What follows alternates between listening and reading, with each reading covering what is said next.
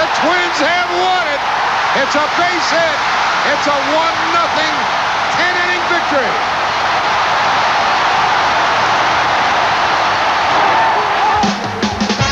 From WCCO Television, this is a special World Series edition of the 10 o'clock news on Channel 4. The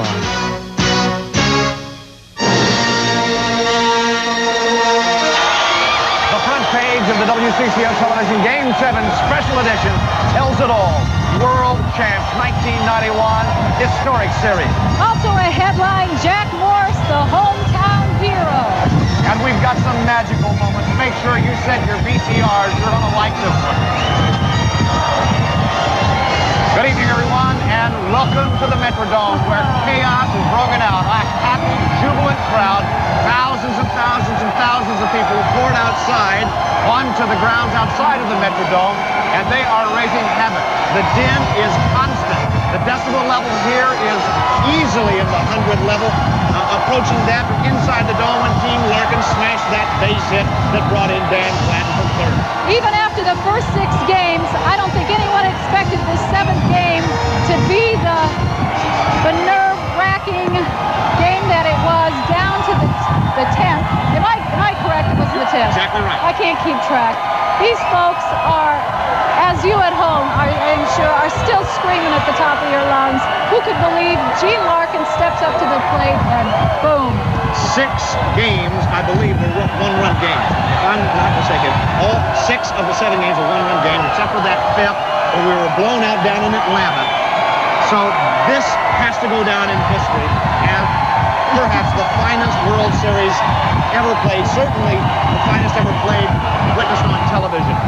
You see, folks, and as I'm sure you can realize at home, our nerves are shot after these 7 games. And tonight, after the 1-0 victory, can you imagine how these folks, well, they're not going to go home for a while. Well, you thought it was going to be tough last night, that the crowd wanted to stay around and did stay around 2 or 3 hours after the game was over.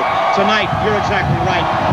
If you have relatives down here watching this baseball Don't game, expect that. don't expect them home anytime soon. They're staying right here. In fact, we can tell you all about what's going to be happening downtown because we've got reporters all over the place. We've got fan reaction from all across the Twin Cities, across the state of Minnesota. Mike Walter is live outside the Metrodome to bring us the scene from out there. Then Trish Van Pilsen is in St. Paul, where she's going to report that side of the night because, of course, that is the hometown of the hometown hero, Jack Morris. And Amy Marsalis is again taking your calls with the crew in the fan phone center. And you can call that fan phone with your comments tonight, 330-2764. The stuff we all want to see. Let's go down to Mark Rosen, who has got all the terrific highlights and what's happening down on the field right now. Mark? Well, Colleen, in 1980, I thought I saw the ultimate sporting event when the United States won the gold medal in hockey in Lake Placid. I didn't think I'd ever see anything to top that. Well, I have. All Minnesota fans have, I think, and Atlanta fans as well. I don't know if we can even appreciate what we've watched in the past 7 games to see a series played as well as we've seen between the Minnesota Twins and Atlanta Braves. And keep in mind, the Twins finished the regular season with a 95-67 record. The Atlanta Braves finished with 94-68 record. 1 game better than Atlanta, and that's all they finished after 7 games. Brian Harper turned to Terry Pendleton before the 10th inning and said, why don't we just call this a draw and go home? They both had a little bit of a chuckle, but it was serious business, and the Minnesota Twins, against all odds, did it again. Here's a look at what happened on the field just minutes after the Twins had won on Gene Larkin's pinch hit fly ball to right field. Kent Herbeck kissing Eloise Polad, the owner. Shane Mack and Kevin Tapani. Mike Pagliarulo.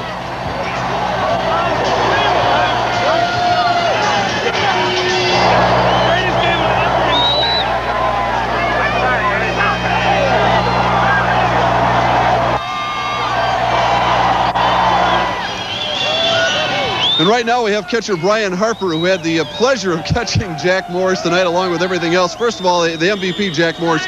You tell me firsthand what it was like to catch him. It was, like you said, a pleasure. He made so many big pitches at the right time. You know, in a game like this, every pitch is can win or lose the game. And it was just phenomenal how the big pitches that he would come up, and we bases loaded and 1 out and get the double play, and second and third nobody outs, and just make 2 pitches the wrong against some very good hitters, and it was just a great game. Jack deserves to be the MVP, and you know, for pitching such a great game. Did he show any signs of tiring out there, Brian? Yeah, when he went out there in the 10th inning, his warm-ups were a little shaky, and I thought, uh-oh. But then once the batter got in the batter's box, he just seemed to turn it on again. You know, he was throwing as good in the 10th inning as the first inning. Brian, you certainly survived your share of lumps in this series, physically more than anyone else. Can you characterize in your own words what this was like the past 7 days? It was just emotionally and physically the most draining week that I've ever had. I mean, I don't know if I could have went any longer. You know, this game was just the ups and downs emotionally and physically. It was just draining. And none of your teammates wanted to leave the field tonight, so sharing it with the fans. No, I think it was such a rewarding finish to a great year. You know, we worked so hard all year, and from the day one in spring training, TK had us working, and we worked hard, and we haven't quit, and tonight was just a great finish. Well, go enjoy it with your teammates and your family, Brian. Appreciate you stopping by. Thank you. Thank you very much. Brian Harper, who was very instrumental in this 7-game series with the Minnesota Twins, not only catching Jack Morris tonight, but performing so well on the plate, behind the plate, on the bases, and doing everything that it took. And he's a free agent, as we all know, and we'll have to see what happens with Brian Harper as this progresses. Well, let's take a look at some of the key plays of tonight's game. You talk about Gold Glove. Well, the Atlanta Braves had the opportunity to win it in regulation time here, top of the 8th. Here's the mistake that the Atlanta Brave fans will never forget. Terry Pendleton hits a double in the gap, sure to score Lonnie Smith. But Lonnie Smith stopped around second base. What was he thinking? Did Chuck Knobloch decoy him to the point where Smith held up? Well, apparently that was responsible. Decoy or not, Lonnie Smith held up, which was the biggest mistake of the World Series. One Atlanta writer characterized Lonnie Smith as the type of guy who would, every time he goes on the expressway, expects to get a ticket. Well, this is what's happened after that. A double play of Sid Bream, goes Herbeck to Harper, back to Herbeck, and they get out of the inning. That was the top of the 8th. Well, it looked like the Twins were going to have their own opportunity to win it in the bottom of the 8th inning. As we talk about our paths of glory, it looked like this was going to be the path of glory for the Minnesota Twins. Al Newman on first base. Chuck Knobloch, the sure rookie of the year, does what he does best. Hits the ball to right field. A hit and run. Newman on third. First and third. Now, Ken Herbeck comes to the plate. They intentionally walk Kirby Puckett to get to Herbeck, and Herbeck hits a soft liner to Lemke, a double play to end the inning. Incredible how that worked out. So now we went on to the 9th inning. And the Minnesota Magic, well, here's what happened. Dan Gladden, who had his problems at the plate early, came through. Alejandro Pena on the mound, the stopper for Atlanta. And Gladden hits a broken bat bleeder. And here's where Gladden's aggressive base running proved to be the key point. He saw that extra hop and made it into second safely, and that set the tone for what happened next. All the players were being used. Gladden moved on to third. Gene Larkin, whose claim to fame was breaking Lou Gehrig's record at Columbia, hit a long fly ball, and that was it. That was the ball game. That was the World Series. And the American League continues to win this series in odd number years. Dan Gladden coming home, and the Minnesota Twins had won their second World Series in 4 years. And all Pena could do was walk off the mound in disbelief as Jack Morris, the series MVP, celebrated. And what a night for Jack Morris. And the storybook finished. You could write a book about what he's accomplished here at Minnesota. The reason the Twins signed Jack Morris was for a night like this. And did he ever come through? As Brian Harper talked about, it looked like Morris could go on for about 17 innings the way he was pitching. As we take a look at our King of the Hill special with Jack Morris leading the way. In the 5th inning, he got Ron Gant here on a called third strike. They had runners on first and third and only one out. Actually, here's the play that set things up, almost getting the pickoff play at third, as Pagliarulo does a good job of trying to get Lemke, but the Braves remained in it. Morris is always at his best under the most trying circumstances. As I mentioned, they had runners on first and third, and here's what happened. A called third strike, and look at the emotion that Jack Morris showed on the mound. Unbeaten in series play and in postseason, that's Jack Morris. And in fact, we have an opportunity to talk to Jack after the game. If you need any more than that, it's beautiful. Jack, how did you 125 pitches, that was probably more than anybody would have dreamed of, maybe even yourself on the 3 days rest, and then scoreless at that.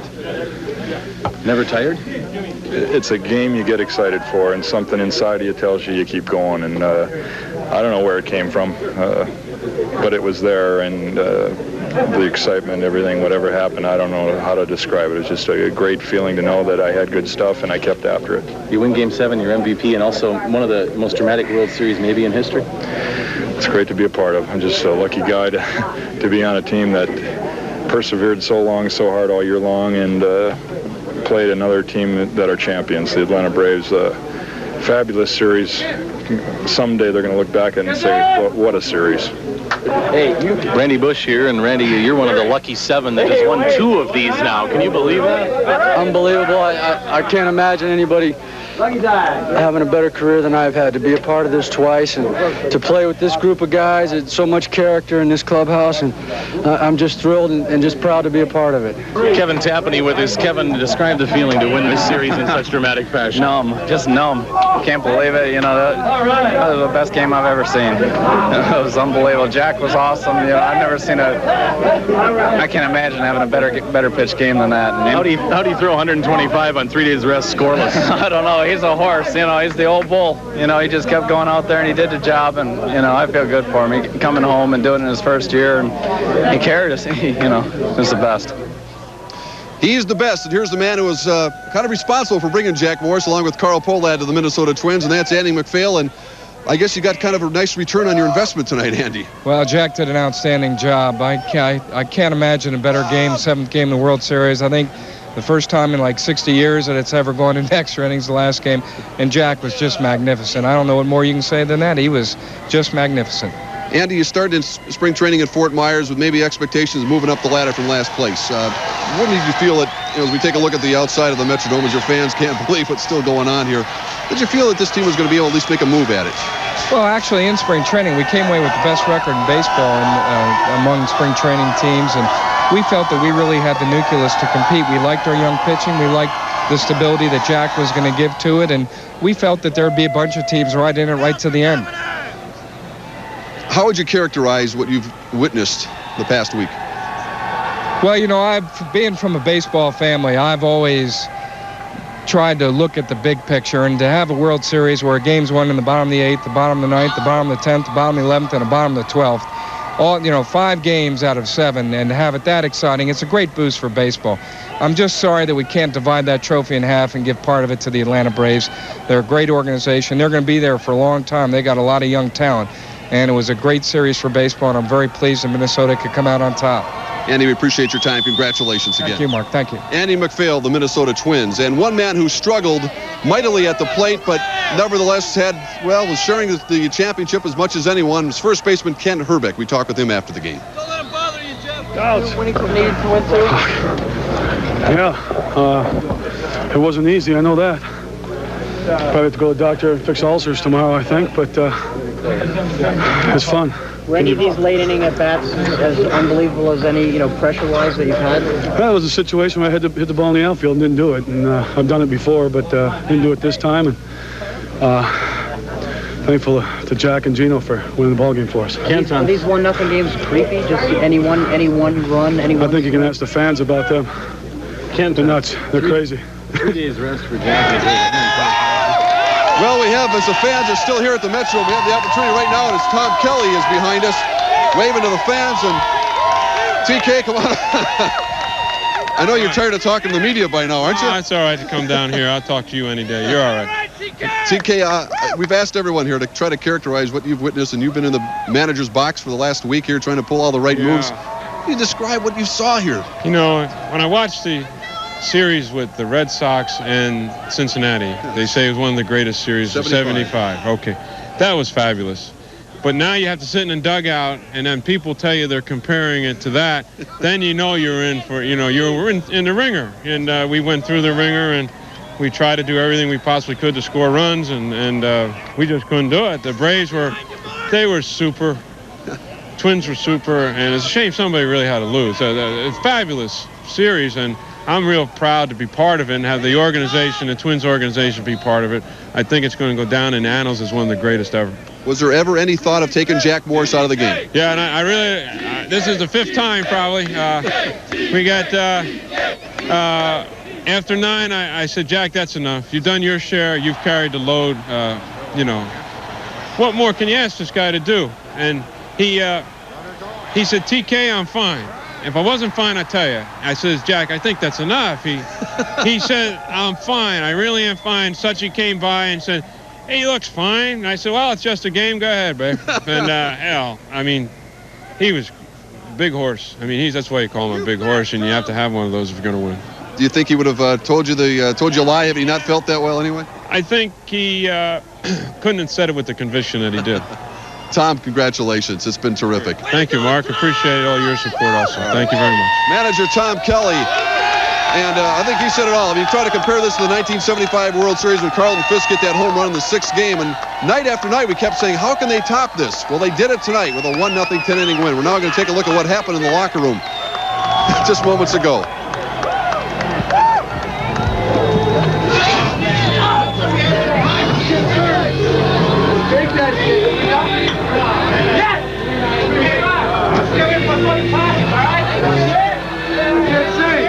Well, they finally got a chance to break out the bubbly. It's been a while. They had a chance to celebrate with their fans here. They all gathered on the mound and said hello to everyone here behind the Metrodome who are still here. And, of course, thousands of fans outside. And I think right now we can try to throw it back outside to Don and Colleen. Mark, if you love your own life, stay inside. Don't try to venture outside here tonight. It's going to be a madhouse out here. We just witnessed the best team in baseball tonight, and I think we also witnessed the classiest team in baseball. Very possible. The way that they are recognizing the Atlanta team, and what a fine team they were as well. What really did it for the Twins, I think, coming home, seeing those fans who love them so dearly. We're going to go to Mike Walsher now, who's standing right in the midst of it all. Mike? Right you are, Colleen, and we've had a world champion party to end all parties going on outside the Metrodome. It'll go on for some hours now. Tens of thousands of fans have taken over the streets around here. 6th and Chicago is blocked off. They've commandeered an NTC bus. People are climbing on light poles, everybody waving their Homer hankies and screaming, "We stop the chop, we stop the chop." Now, after the winning run scored, fans poured out of the Metrodome. People were high-fiving strangers, hugging strangers, high-fiving police officers, news crews. The Native American protesters here started up their chant, the chop has stopped here. We'll come over and talk with a couple of fans. How did you survive a game like that? We survived because we knew the Twins were the best and they were #1 and they took it. Yeah, Twins! Tell me what it was like when Larkin's hit scored the run. Unbelievable. Just an incredible way to finish this game. Morris was awesome. It was just Larkin, unbelievable. Just an incredible game. All right, unbelievable series it is. This party will go on for some time. Don and Colleen. We'll throw now, actually, to Pat Kessler. And what we're going to do right now is send it out to Pat Kessler, who's standing by with even more information on what went on tonight. Going crazy here in Minneapolis. Absolute pandemonium. They blocked the streets off in downtown Minneapolis. You cannot drive in the city. The police say that hasn't happened in many years. Here's what it looked like when they declared. Here's what it sounded like. Colleen, take it away. We'll take it from you. That was 5th and Hennepin, and that's quite a long distance from where the Metrodome is, so you know that people are pouring out of every place, every nook and cranny in this city, these two cities, the state of Minnesota. Look at this beautiful shot of the Metrodome with all of those beautiful searchlights working right now. Well, the fact that you couldn't hear Pat Kessler really tells the whole story, because you can't hear yourself think down here. These are some very, very happy people down here in downtown Minneapolis. And you know, the one thing that struck me, Don, when we came back from Atlanta was the "We Believe" signs that we saw. And I think that's what truly spurred this team on. The folks, those fans up in the stands, those at home just willing them on. How can you lose with people like that pulling for you? No question about it. And there's one thing also that I think that I'd like to say, and that is about Jack Morris. He's been called the Horse, and nicknames pervade baseball no matter what era you happen to be in. Several years ago, a man named Lou Gehrig came to the plate, and they gave him the title the Iron Horse. Just maybe for the next couple of weeks, perhaps Jack Morris takes the title of the Iron Horse of baseball. What a great thing for Jack Morris. When he came back to the Twin Cities and how emotional he was to play in this, and now I don't think the man's going to be able to handle this. No, I think Highland Park's kind of proud right now.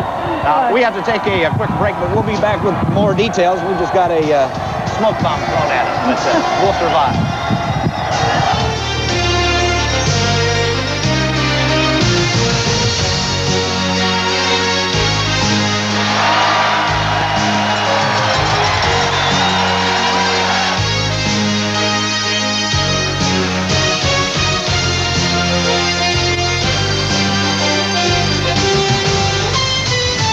You're watching a special World Series edition of the 10 o'clock news on Channel 4.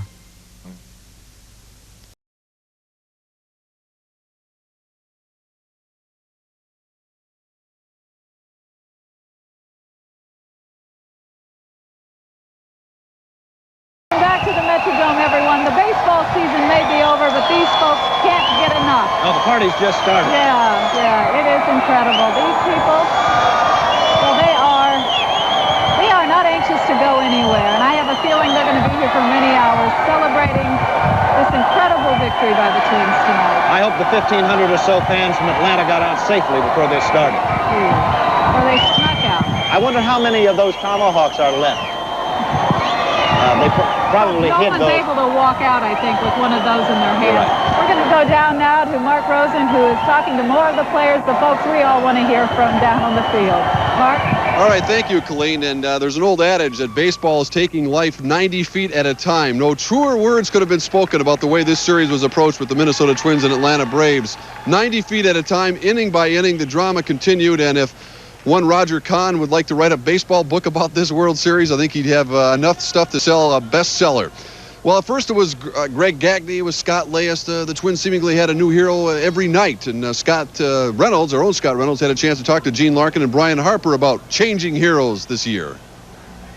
It seems like this team took that a different guy every night thing right to the last game, didn't they? Well, yeah. 6 out of 7 games were classics, and it's got to go down as one of the best World Series in history. And I'm glad I was a participant. It really was enjoyable to watch. Nerve-wracking most of the time, but I'm really, really glad I was a part of it. Looks like you'll be in a Wheaties box again. I hope so. 2 times in 5 years. That's an unbelievable feeling. Great organization, and I'm real happy for TK. He's done a tremendous job for us. I talked to Terry Pendleton, and I think it was in the 9th inning or something. I said, why don't we just call it a tie and quit? Because I think it was either the 9th or 10th, and he just kind of laughed. And it was just a great game. The Braves have nothing to, hang their head. They're a great team, and, we just fortunate enough to score, have the last at bat. I was nervous in dugout, and until I got to the box, Herbie said, why don't you just end it for all of us? And that kind of relaxed me. He got set in the box, and I was just like another at-bat. What's his... Gene Larkin, who I'm sure won't sleep tonight. And you talk about the respect these teams have for each other. It was incredible. And Mark Lemke, in fact, who was very close to being series MVP for the Atlanta Braves, I think is very typical of what we saw over the last week. A guy who no one had ever heard of until this World Series, and a man who came also close to helping win this World Series for the Atlanta Braves. And our hats off to the Atlanta Braves organization, the players, the fans, who made this the best World Series that I certainly have ever seen and maybe will ever see. Donna Colleen? Thank you very much, Mark. You're right, Mark. You're right about Mark Lemke. This kid, a lot of class in him. And what was nice about him is that he loved the game of baseball, and he was just glad to be here. That's where all the members of both teams. I mean, what an incredible series we all witnessed. Now, the Twins pitcher Jack Morris, as we've told you before, of course, is a hometown kid. He grew up in St. Paul. He graduated from Highland Park Senior High School. So we wanted to make sure we got some feel for how the St. Paulites are doing tonight while watching the game. And Trish Van Hilton is going to join us now, as if we couldn't guess how they're feeling. Donna and Colleen, nobody has more reason to celebrate than the people of Highland Park. We are at Nick's Nook, a neighborhood bar in the neighborhood where Jack Morris grew up. And it's interesting, every person here at the bar watching the game tonight went to the same high school Jack Morris did. They watched the game very carefully all evening. It was a long evening, but in the end, they celebrated. And here's what that looked like.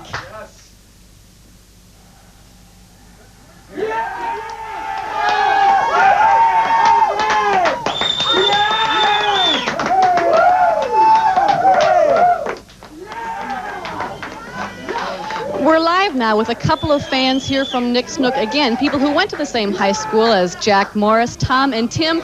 And even before the game was over, Tom declared Jack Morris MVP. What did you think of his performance tonight? Well, he did a great job. He did what he had to do, and he won the game.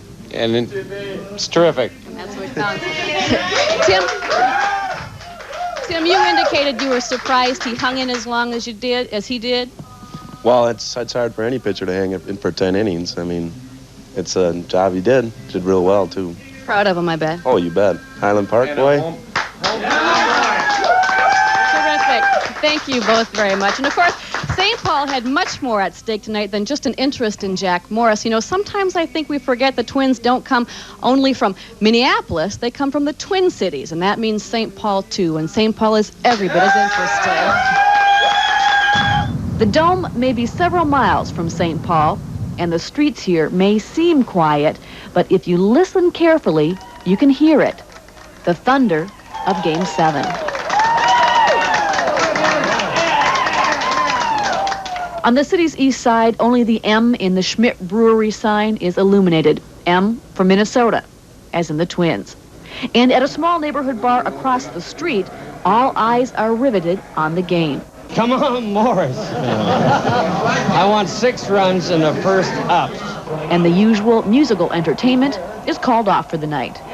At the Ordway, the show must go on, but with provisions to keep playgoers posted. Can you give me a score update, please? Score on the Twins is 0-0. Middle of 2. As promised, it's 0-0, bottom of the second. I told you we'd keep you updated. These theater goers didn't figure on a Game 7 when they bought their tickets to Grapes of Wrath. So be honest, would you really rather have tickets to the Twins game Right. than the Ordway? Don't tell my wife, yes. It was packed all day at Mickey's Diner, but most people went home to watch the game. Those who stayed relied on a 6-inch black and white on the ice machine. Since it's the last night of the series to find out which is the better team, Twins or... What do you think? Hope prevailed. The Twins win, and St. Paul celebrates not as noisily as Minneapolis, but on cue it gets a little bit noisier. We're going to go back to Amy in the studio now. She's on the fan phone. She'll be able to tell us how fans all over the state are reacting. Amy? Trish, they're still calling us. You can hear the celebrations from people's homes. Now, all week, or ever since the series began, we've gotten plenty of calls about the CBS announcers. A lot of you watching the game at home have been upset, saying you think they've been biased towards the Braves. Well, tonight, our phone lines really lit up when Jack Buck made a comment about one of the Twins. Here's a replay of his comment, and then some of yours. Atlanta fans had a lot of good-natured fun with Ken Herbeck. I'm really fed up with Jack Buck. His comment about the Atlanta fans having some fun with Herbeck. Yeah, it's a lot of fun. Death threats against a family and physical harm. Sure, have a good time, Jack. If they think calling him cheater for 3 games and threatening his family is fun, I'd sure hate to go party with them. Well, then we got a few celebrity calls, one of whom called last night. He was still keeping a close eye on the game tonight. And then a comment from one of our most well-known politicians.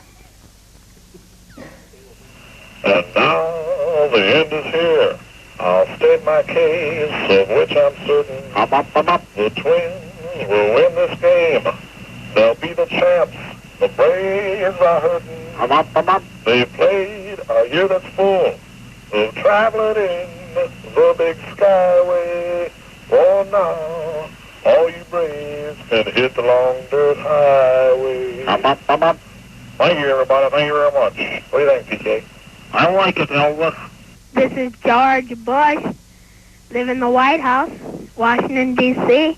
Just calling to say that I'm rooting for the Twins. Want them to win tonight. They're a good baseball team. My heart really stopped last night when Kirby Puckett hit that home run. Barbara's calling me now, so I better go. Bye. Well, it takes a little bit of everything, and of course, we've heard it all tonight on these phones.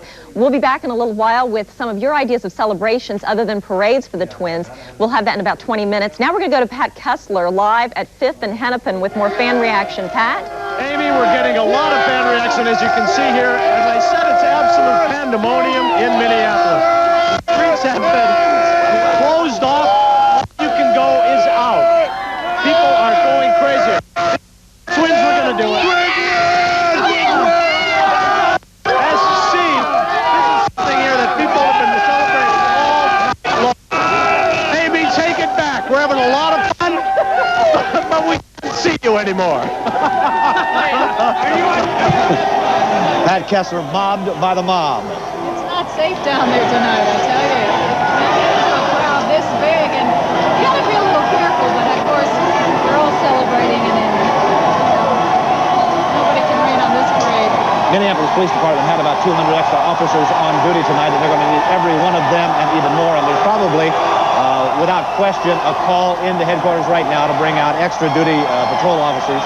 That's just a guess, but based on times past, that is something they no doubt will do. You know, we've heard a lot from the Twins tonight. We've heard a lot from the fans. We haven't heard too much from the Braves, who I expect are feeling pretty awful right now. But we did have an opportunity to talk to Brian Hunter of the Atlanta Braves. With Brian Hunter, the outfielder who watched that ball sail over his head, and when Gene Larkin hit it, did you know it was deep enough that the game was over? Yeah, you know, I seen it all the way, and the farther I start drifting, the more I thought, well, even if I catch it, you know, I ain't going to be able to throw him out. So I just said, you know, forget it and just let the ball go. Describe the feeling inside of you at that moment once you know it's that deep. You know, the feeling wasn't that good because I thought we should have won the ball game, but we let too many opportunities go by, and, you know, they got theirs, and they finally capitalized on it. You know, they're the better ball club tonight. Is it too early to appreciate that you may have played in the greatest World Series ever, or will that sink in later? It'll probably sink in later, but still, you know, when people look back on it, we're not going to be the ones that they looked at, you know, because they won it. The Twins won it, so really people don't look at the second-place team, so we're the second-place team right now. Brian Hunter, the outfielder, over whose head Gene Larkin's base hit went to end the game. We'll be back with other news of the day as well, and later we're going to have some information about a big celebration that we're going to have for the Twins tomorrow night. And plus, we're going to have reaction from the Vikings as they got off the plane today, themselves coming home victorious, to find out how they feel about tonight's win. As for the Atlanta Braves and their fans, we wish them a safe trip home.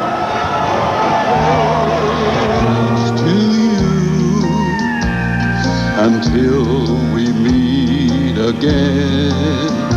Happy trails to you. Keep smiling until then. Truck has just been called to the scene, and the firemen just raced out of the truck. Apparently what has happened is some of the vehicles that have been overturned here are leaking gasoline, and they want to make sure that no fires break out. So they are on the scene. Apparently there's been no fires, although they're calling for the fire truck to go down closer. As you can see right now, we're at the corner of 5th and Chicago, and this fire truck has just been called down to the corner of, I think it's 6th and Chicago that they're waving the fire truck down to. I'm not exactly sure what's going on down there because we can't see from there, but maybe if we can get to Dennis Stauffer in the near future, we can find out what's going on. But I think what is happening is that there's some overturned vehicles over there, and gasoline has spilled out onto the street, and they want to make sure that no fires develop it. But we'll keep an eye on it, and if anything happens, we'll get back to you as soon as possible. Okay, why don't we toss it on down to Dennis now and see what he knows. Dennis? Well, we're looking at it from the other angle, and I'm like Steve. I can't see anything wrong from here, but the crowd's still very deep and very thick from my perspective, so that's not surprising. There could very well be something on the other side of that crowd, and I would not be able to see it. I know that they were attempting maybe 30 minutes ago to get a bus and a vehicle through there, and they were never successful at doing it. So the crowd is very dense, and while they seem to be well behaved, it would not surprise me if there were some problems in the midst of it somewhere. But I can't confirm that, I'm afraid, from here either. Okay. All right, thanks very much, Dennis. One of those unfortunate byproducts of celebrations like this. So many heroes for the Minnesota Twins throughout this World Series, guys like Jack Morris and, of course, Kirby Puckett, Mike Pagliarulo. And we're going to go, I think Jeff Passolt is standing by with the hero of Game 2, who was Scott Leyes, who had a big home run. Do we have Scott and Jeff ready, Todd? Not yet? Okay. Jeff is trying to round Scott up. Of course, he hit that huge home run in Game 2 off Tom Glavine to win that baseball game. Very unassuming about it, too, from what I understand. It's kind of like no big deal. It was kind of what I'm paid to do. Scott Leyes and Mike Pagliarulo platooned at third base throughout the season, and Scott played a lot against left-handed pitching. Of course, Atlanta had 3 left-handed starters, and so he got a lot of action. We're going to go now to Jeff and Scott Leyes. That's right, Randy, the hero of Game 2 with the big home run. What a thrill it's got to be for you first time around. Yeah, it's I'll never forget this. You know, this has been the best year so far of my career, and probably nothing will ever top this. This is the best. Pretty good way to get things started for you in the big leagues. Yeah, I guess so. That's what they say, you know, come out and win a championship your first year. But it's just I'm fortunate enough to be on a team of this caliber that's led by such guys like, you know, Puckett, Herbeck, Davises, and Gladdens and Morrises that just set the tone for young guys like me and Knobloch and Erickson. You know, I learned a great deal this year, and they're the leaders. Are you surprised at how far this team came over the last season? Well, I wasn't much part of the season last year, so I'll tell you, it's not a surprise from spring training. You know, we had a great camp, and things just carried over, and TK kept us focused all year long, and we just played the game every night. I got a little story to tell. Before Game 3 down in Atlanta, I wanted Scott to come on live with me. I went up to him in the dugout. I said, "Can we get you quick?" And you said, "Hey, that was the last game. We're worried about the rest of them." It kind of summed up the way you guys went about your business here. Well, that's the way we've been going about it all year, you know, and that's from TK and the rest of the coaching staff. You know, today's over. You got to focus on tomorrow, and that's what we've been doing all year. And there's no reason to change just because we're in the World Series. Let's let today last just a little bit longer, though. Now that the season's over with, huh? Well, next game's not till January, I guess, or February. So this is going to last a couple months. All right. Congratulations to you and the Twins, Scott Leyes. We're proud of you. Thank you very much. All right. Back to you in the studio. All right. Thanks very much, Jeff. Scott Leyes, who's a versatile infielder, not only played third base, but he also was used at shortstop tonight when the Twins pinch hit for Greg Gagne. Lots of interchangeable phases, it seems Yeah, like. People would come and go from different positions. Yeah, Tom Kelly did such a great job, I think, of maneuvering people throughout the series. And, you know, one of the sad parts about sports is that one team wins and one team loses, and, of course, Atlanta lost. And Edina native Greg Olson, who plays catcher for the Braves, we talked to him moments ago, and here's what he had to say. They win the World Series, and, you know, the team that won this definitely deserved it because it was a struggle for both teams. Both teams had to work real hard to get their runs, and they get the important one in the 7th game. Greg Olson, of course, was cut by the Minnesota Twins. He was with the team a few years ago, and he went to Atlanta, became an all-star in his first year, and, of course, in the World Series this year. And, you know, I'm sure the Atlanta Braves have a lot to be proud of. They played very well throughout the series, but very disappointing, too, because we've been there before in '87. They haven't been there before. And it's hard to think about what Atlanta might be going through. If the Twins had lost in 1987, just imagine what you know, a letdown that would be. They're going through that tonight. Dennis Stoffer's outside of the dome. Let's go to Dennis. Yeah, you've seen a picture of that fire truck that is trying to pull into position, I believe, to wash down some gasoline. I've been told by someone who was in the crowd that a Cushman, one of those small patrol vehicles they use for traffic patrol, was overturned. I haven't confirmed that personally, but that appears to be the worst of anything that's happened at this point. And as Steve said, the firemen have been brought out as a precautionary measure. It doesn't appear that there's any serious problem at this point. But certainly things are at a stage where authorities are being as alert as possible. Back to you. Dennis, have you is the crowd thinning out there, and have you heard of any injuries or any arrests at this point? Negative on both, as far as I know. You know, there's so many locations where that kind of thing could be happening that it's hard to say for sure. The crowd here really doesn't look like a problem. It also doesn't look any smaller to me, at least from where I'm standing, than it did a half hour or longer ago. Obviously, some people are leaving, but I think we're also seeing more people still come out of the dome that may have stayed inside until later.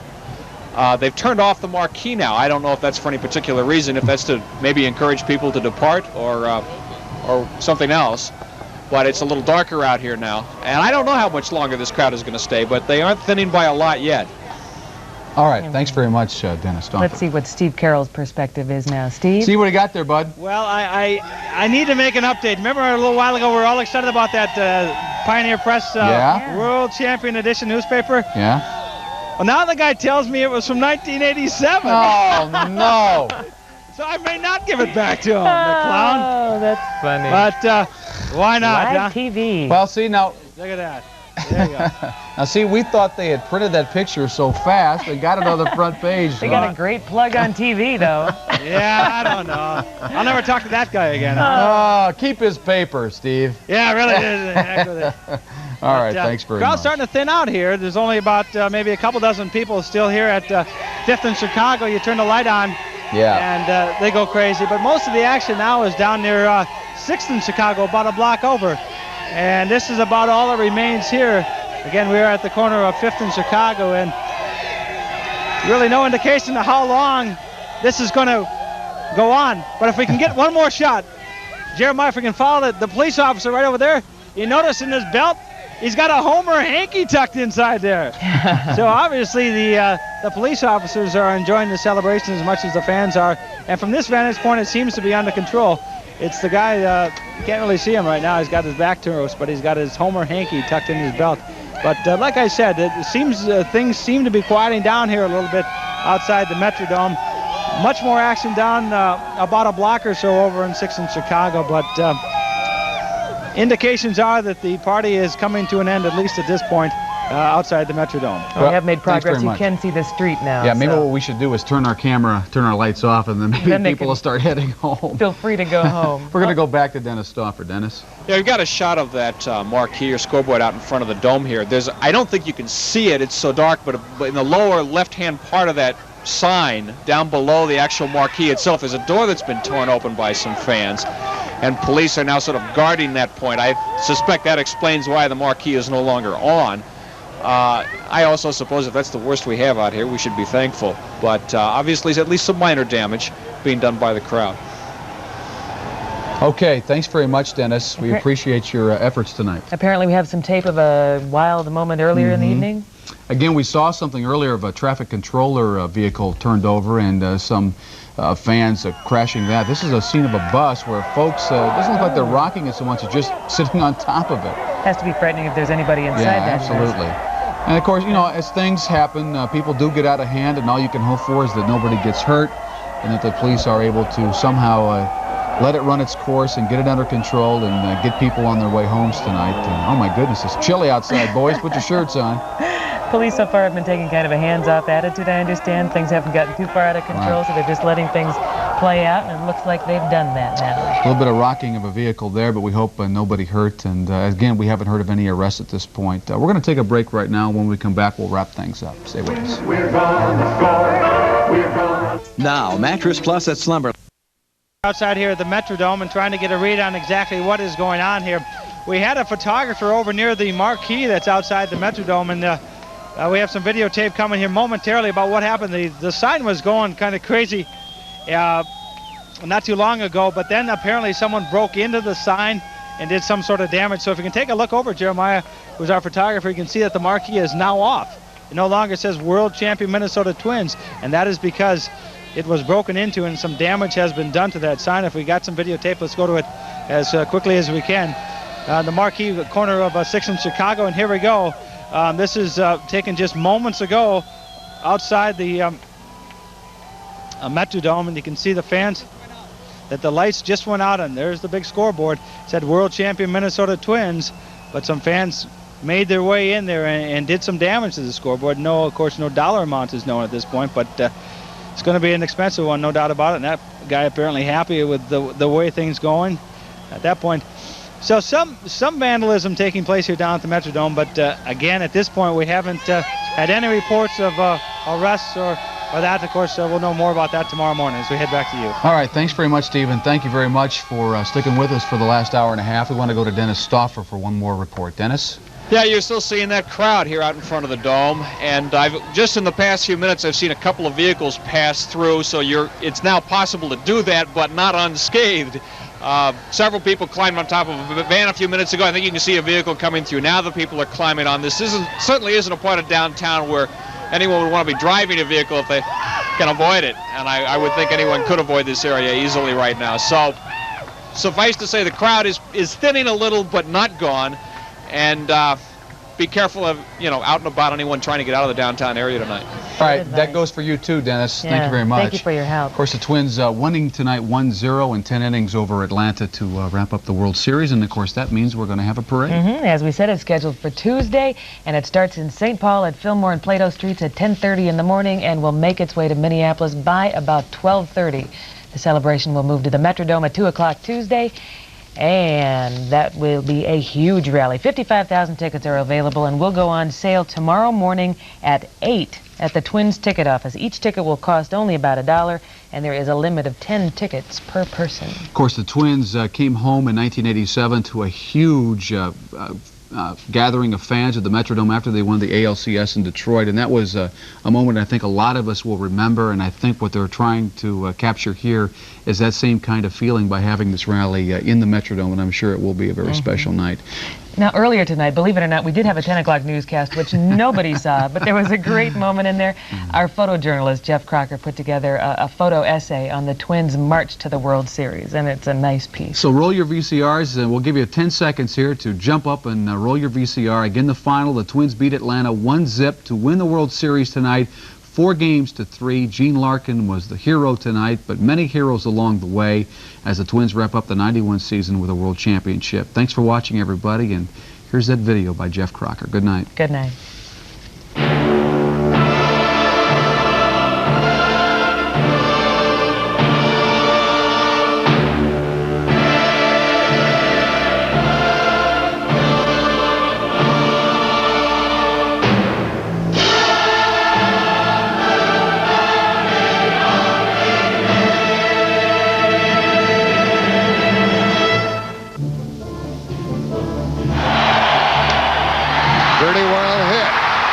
Ball is going to go.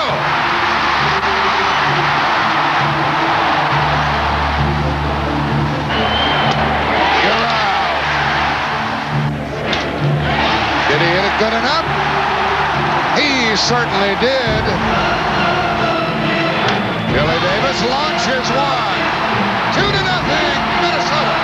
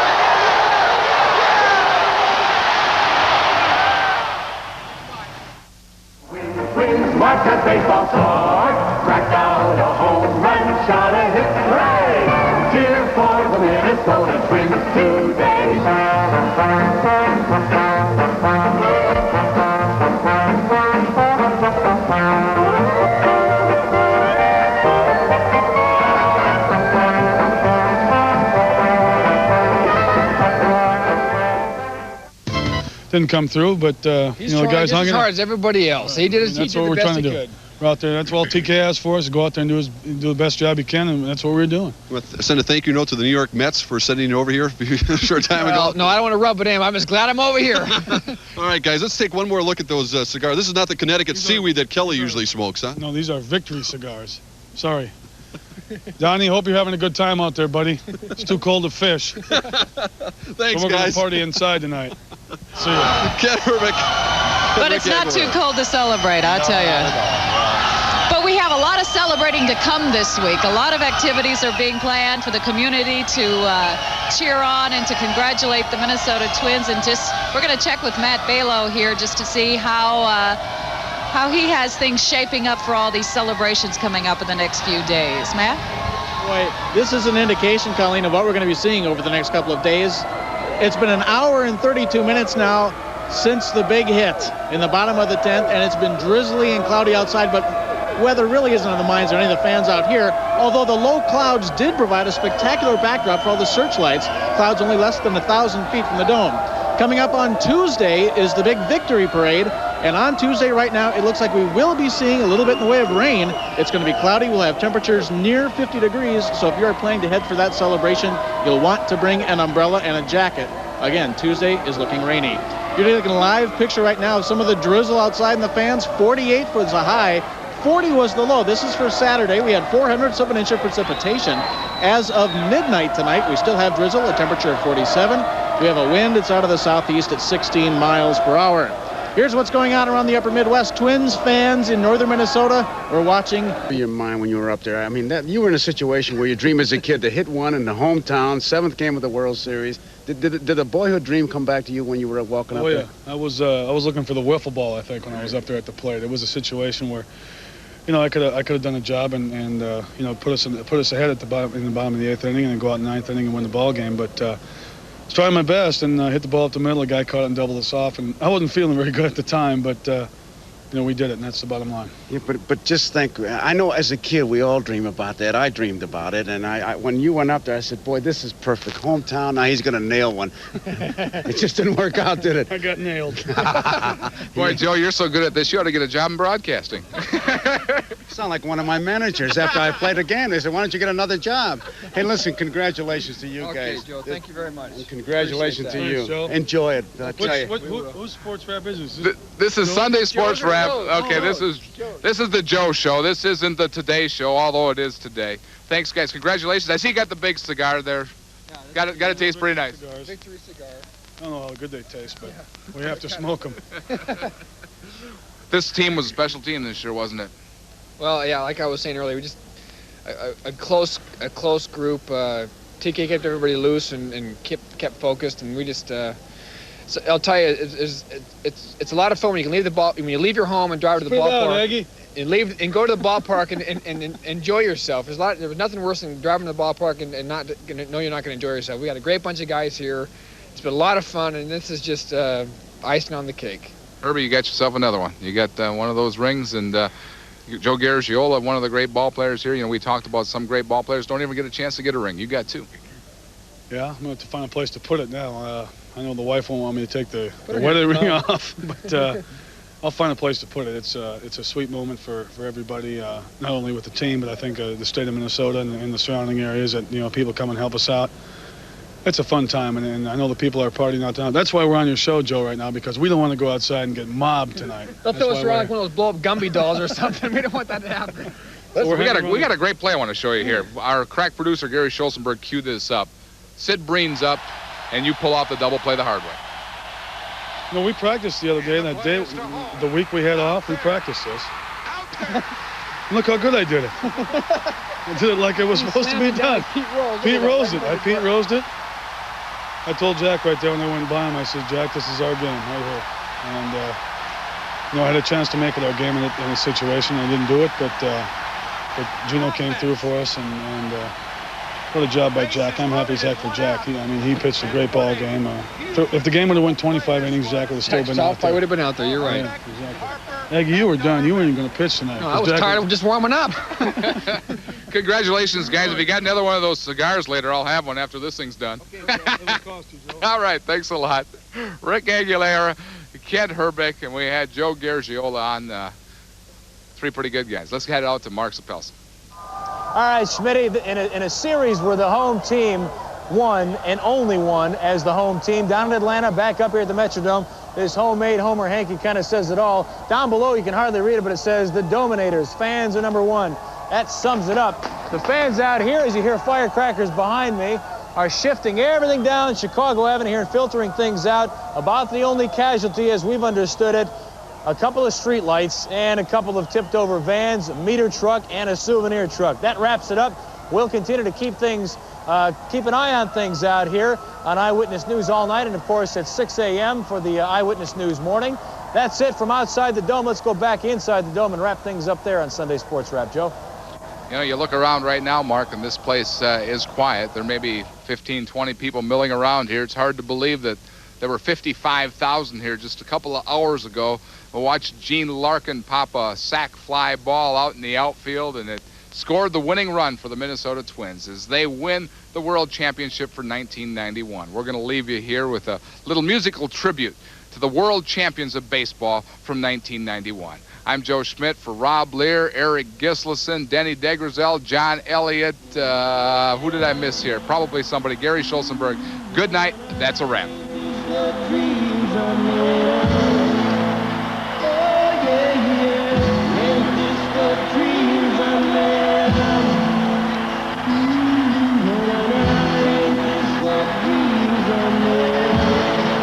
This ball is going to go.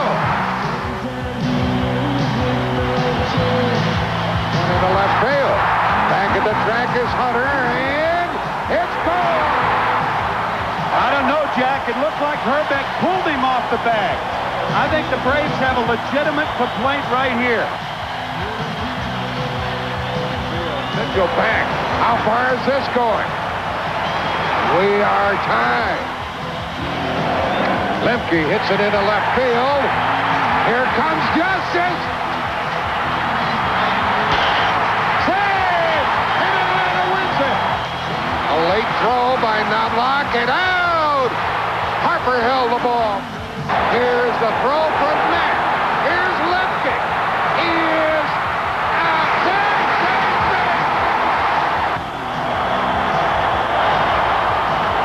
Lemke for president. Another triple. Puckett chases it to the track. It might go. We're tied. Into deep left center for Mitchell. And we'll see you tomorrow night. I don't think I've ever seen a hitter shake hands with a catcher before the first pitch in any game. Like a heavyweight fight.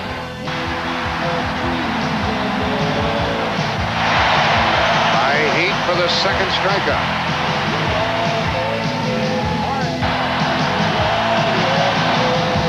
And the play is to home. Out there. Out there.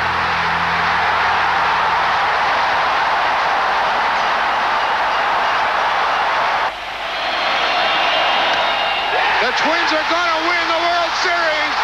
The Twins have won it. It's a base hit.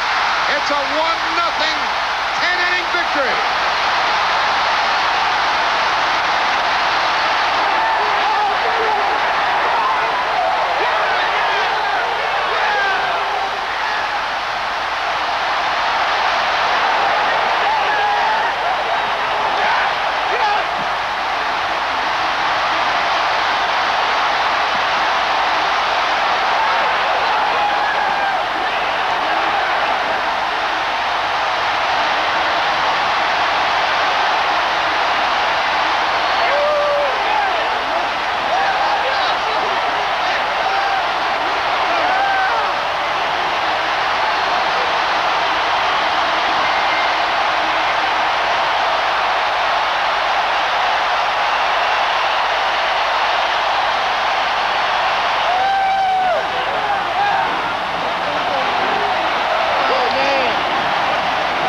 But we had a real bad dye job, or I had some real sweaty palms here as the series went on.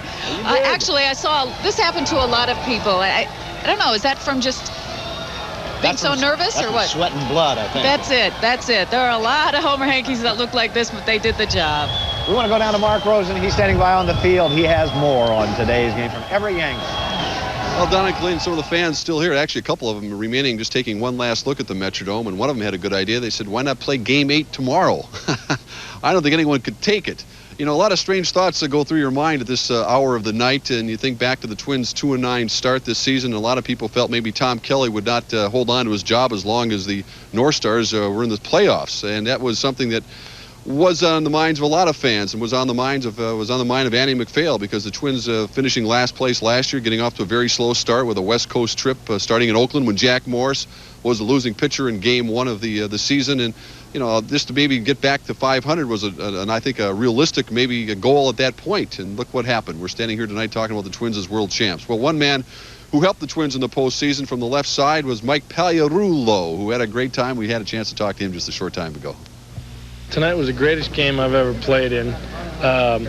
You know, it was just up and down, and the chances for both sides were great, and it's just so good for baseball. You know, I think baseball got even more fans, you know, because of this World Series. You know, hats off to the Braves because they played great, and, you know, playing down in Atlanta was really great because they have real great fans down there, too. You know, I mean, we have them here, and they had them there, and it was, you know, it was really good support on both sides. You know, it's just what the game's all about, really.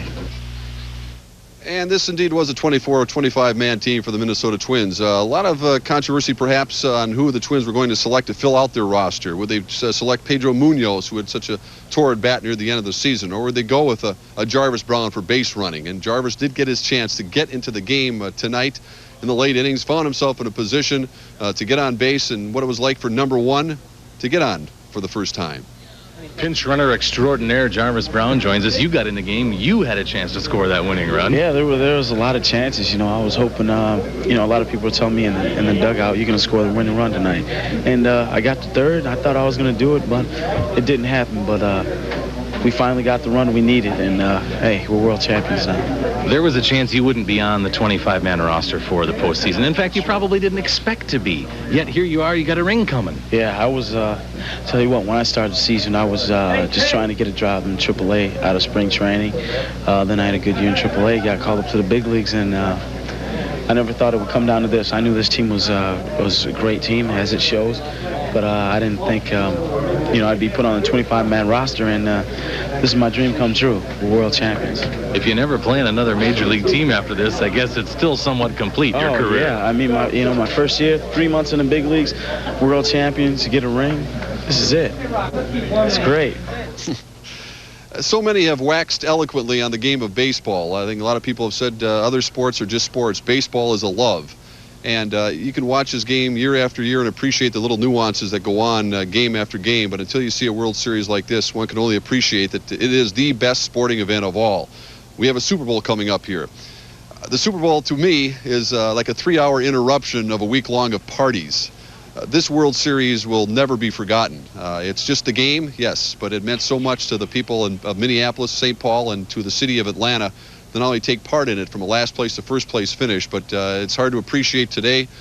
Maybe not so hard, but it's going to be just greater as the years go by to think back to the '91 World Series championship and the World Series itself. Baseball was the real winner, and that's certainly what all of us are going to. Colleen? Exactly right, Mark. Thank you very much. I think John Smoltz had a very interesting comment to make. He said that this World Series, because they had two teams with no great big names, coming from the very last place in their division, the very bottom of the cellar of Major League Baseball, to the very pinnacle, proves to everyone through the game of baseball that anyone can do anything. And that's a wonderful way to look at this World Series.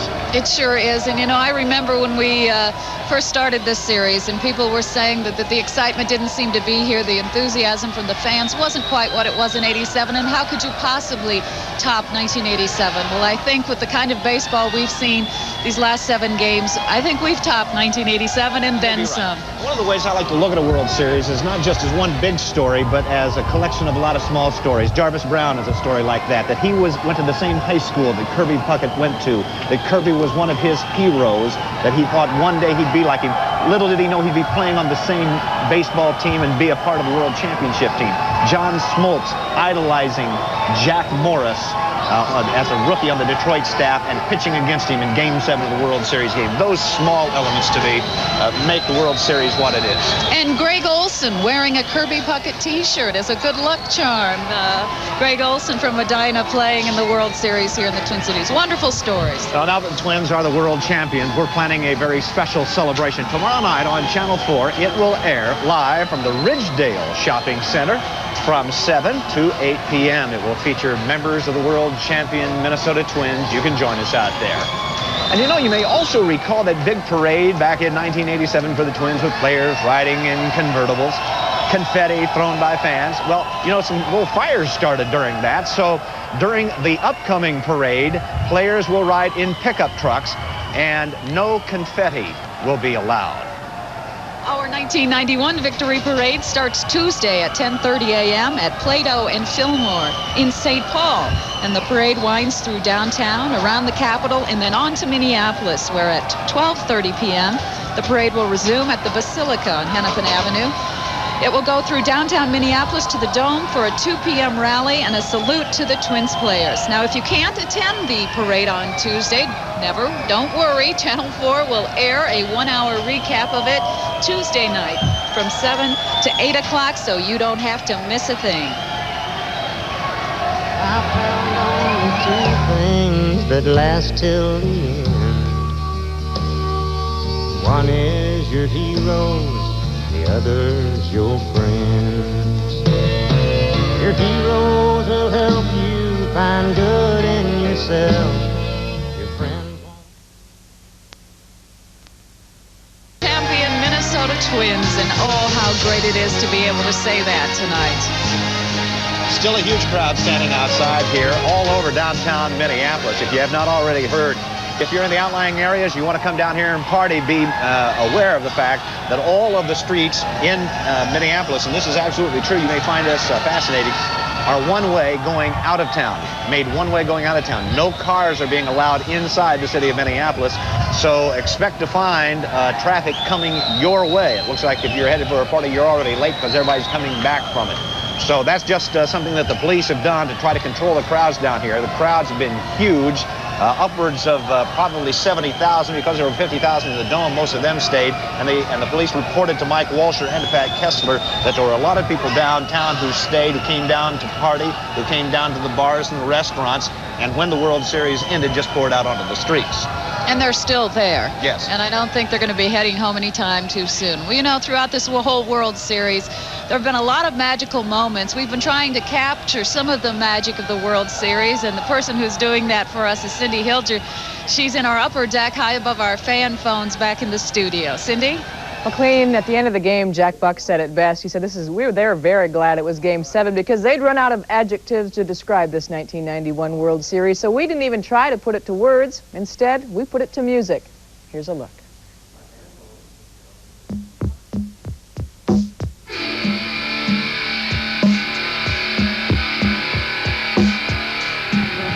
A Twins victory tonight, of course. Whatever the going rate is, I guess. Seriously, what do you... 100, 150. You pay that much for one ticket? Yep. They're going to do it, and so am I. I can feel it coming in the air tonight. Oh, Lord. If I feel like King Kong, And I've been waiting for this moment I'm going to throw like King all Kong. my life. Or try to anyway. Oh, Lord. Look who's in the World Series. Can you feel it coming in the air tonight?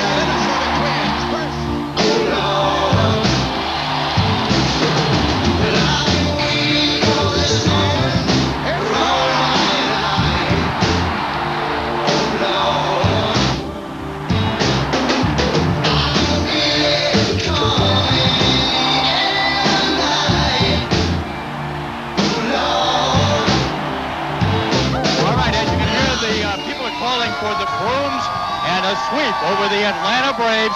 Everybody yelling, sweep, sweep, sweep.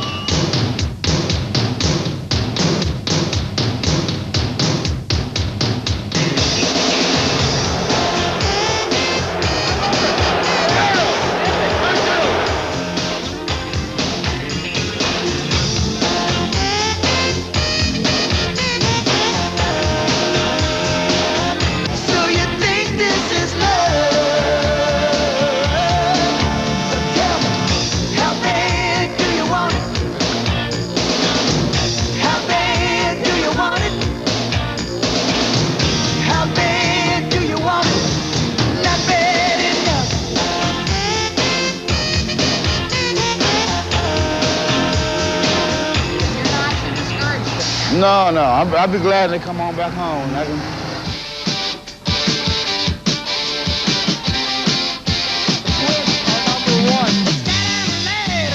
don't know, but it's flat calm down. I guess it's sort of panic. It's down on a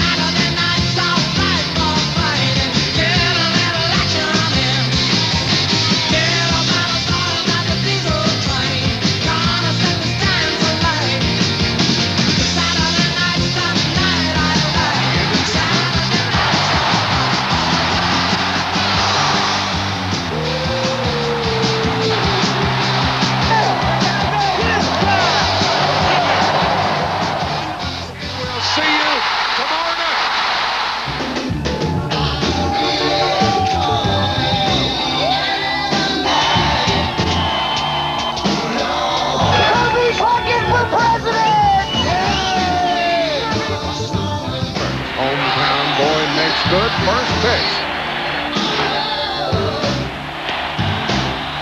And the play is to home. Out there. Out there. Container going. 10th inning coming up. How much better can it get? The Twins are going to win the World Series. The Twins have won it. It's a base hit. It's a 1-0 10-inning victory.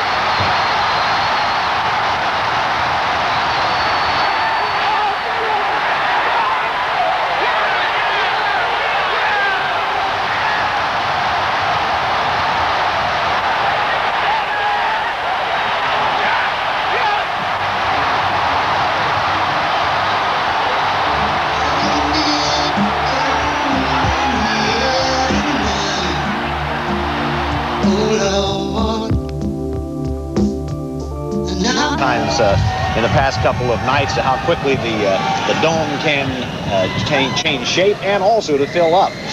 And now, of course, all those people are out here on the street. They're not moving quite as fast, though. They're not in a hurry to get anywhere. No one is moving quite as fast out here in this weather. No, they're having a good time, and right in the middle of it all is Pat Kessler. He's on the corner of 5th and Hennepin in downtown Minneapolis. And, Pat, what's it like down there right now? Well, there are thousands and thousands of people just beyond me up on Hennepin Avenue and 1st Avenue. And they've been here all night long. It's been a very cordial crowd, very friendly crowd. And, well, Don and Colleen, let's face it, a lot of these people are just stone drunk. A lot of them have been drinking, have been pouring out of the bars. The bars are now closing for the night. They're not going to be serving liquor anymore. It has been a fun night, however. Tonight we're hearing the sound of a lot of bottles breaking, a lot of cheering, a lot of singing, and people having a lot of fun. So this is going to be going on for quite some time, it appears, because, again, there are thousands, perhaps 5, 6, 7, 8,000 people just behind me. Now, I'd like to know what all the fans are saying who are at home. Now, Amy Marsalis, I'm told, is on the fan phones. Amy, what are you hearing? Well, Pat, we're still getting calls from lots of enthusiastic fans who stayed up to watch our broadcast to hear from the Twins. And we wanted to show all the fans the latest World Champions Twins t-shirt. This is hot off the press in Bloomington, and someone rushed a copy down here. So I think this is mine. I think this will fit. And you can all get these probably as early as tomorrow. But we asked early about your ideas for celebrations to honor the Twins when they won. Everyone wants a ticker tape parade like 4 years ago, and they'll get that on Tuesday. But some of you had some other suggestions. The governor should declare a public holiday and dismiss all workers and students in order to have a large rally downtown. I think we ought to put another billboard up in Atlanta. My idea of celebrating is having a block party downtown for the Twins. They should give everyone a day off with pay for a big party. I'm going to be celebrating all night. How can we honor these guys after this fabulous series, unprecedented World Series? I really don't think that we can. I can't imagine how we can. She probably echoes a lot of people's sentiments. Also, a few headlines from some of you fans for tomorrow. Ted snoozes while Braves lose. You may have caught Ted Turner appearing to doze off at one point during the game. Another headline, Minnesota, land of the free, home of the Twins. And finally, the night the lights went out in Georgia, also a very touching moment. We got a phone call from a man whose son is here to get a bone marrow transplant at Children's Hospital of Minneapolis. And he said that Gene Larkin last week had visited his son at the hospital, and the little boy said to Gene, "Get a hit for me, Gene." And Gene sure delivered on that one. So we've had a real exciting night and a string of nights here on the fan phone, getting lots of your calls. Thanks a lot, everyone, for calling. And that's it from here. Back to Don and Colleen. Thank you very much, Amy. You know, speaking of hospitals, just kitty corner from where our location is here at the Metrodome is the Hennepin County Medical Center. And the World Series played a role in one young man's life. You see, his mother was delivering him in the maternity ward there.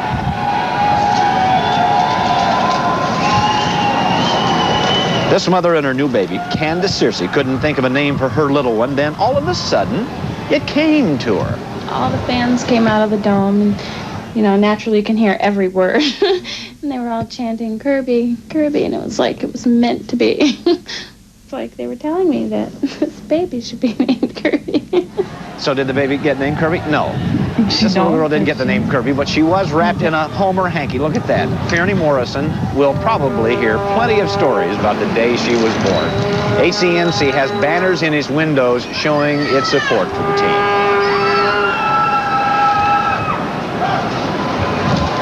I think you could pick dozens of names from this World Series. It would be wonderful names to name a baby born around this time. Would you name a child Mad Jack Morris? I like the name Jack. I know you do. You've got one. I've got a little Jack at home.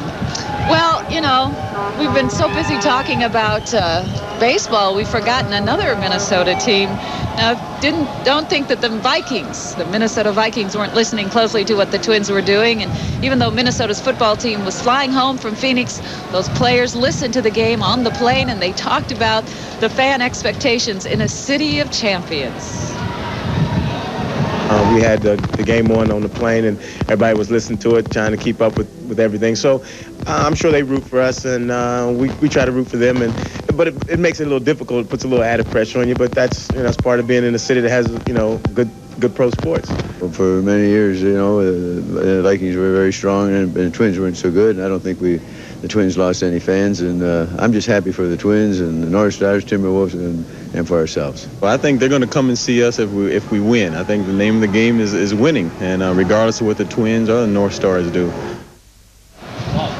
Well, the Vikings have really gotten lost so far this season with all that has been happening with the Minnesota Twins. And the North Stars and the Timberwolves. Yeah. And just about everything. Think of all the things you folks at home have put off doing the last several weeks because you've been too busy watching baseball. Can you imagine all this? I know my house is a disaster. You think it's time to put in those storm windows now? Maybe turn the water off outside, things like that might make a difference. I think that's about time to do that. Well, baseball season has come to an end, but other sports continue. Ralph John Fritz is standing by at the station with all of the rest of the sports coverage planned for us today. RJ?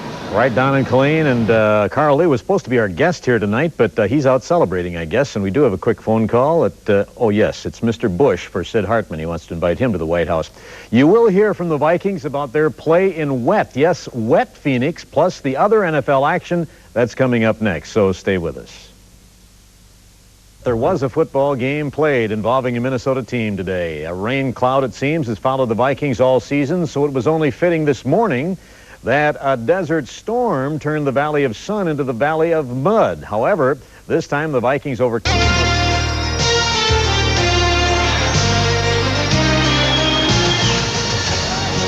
Welcome back, everyone, to the Metrodome, where most of the people have gone to their cars and are making their way homes, except for some many hundred diehard fans who are outside Gate D here at the Metrodome. About 1,000 people, I think, if you count those who have gone off to the ramp and the area where the Twins park their cars, and also to the chute area where the Twins walk out. That's the chute. You see it. And there's about 50 uniformed officers, both from the Minneapolis Police Department and from the Hennepin County Sheriff's Department, helping escort the players out. And the first player out received a very warm round of applause was first base coach Wayne Terwilliger and his family. To give you an idea of what kind of mood these fans are in tonight, as we heard a big round of applause come up from this crowd. They're waiting to catch a glimpse of some of their world champion Twins.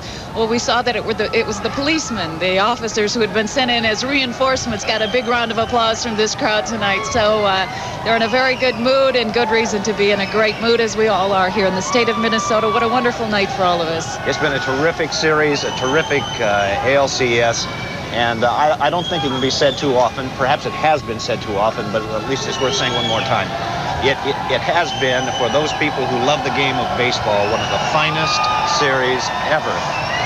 This is a scene downtown Minneapolis around 5th and Hennepin where people are still enjoying the rhapsody of the evening, the rhapsody of victory, and being the world champions here in the state of Minnesota once again. It's twice in 5 years. What a wonderful week we've had covering this. I certainly didn't experience 1987 as I had this time around, and what a thrill it was for me, and a marvelous team and a very wonderful role models for our children this team has. No question about it. It's just been a great. And also have to take a look in the mirror, these fans of the Minnesota Twins, to pat themselves on the back for their conduct and the way that they behave, not only inside but outside the stadium. When you get away from home and take a look at how it's done elsewhere, you certainly get to understand that you've got it very good up here. We sure do. It was great for us to come home. Just personally, it was wonderful for the Twins to come home and be greeted by all the fans. And, well, they really showed how wonderful it was. I'd like to thank you all for joining us. Thanks for staying with us. We know many thousands of you stayed at home and watched the World Series and the American League Playoff Championship Series on WCCO and brought to you by CBS. I'd like to thank you very much for staying with us. And there's no adequate way to close out an evening where your hometown has become the world champions of Major League Baseball. Just thank you very much for joining us. We're going to end it tomorrow with our special, but tonight let's take another look at the players who are both the heroes and our good friends. Thank you again for staying up with us, everyone. Good night, everybody.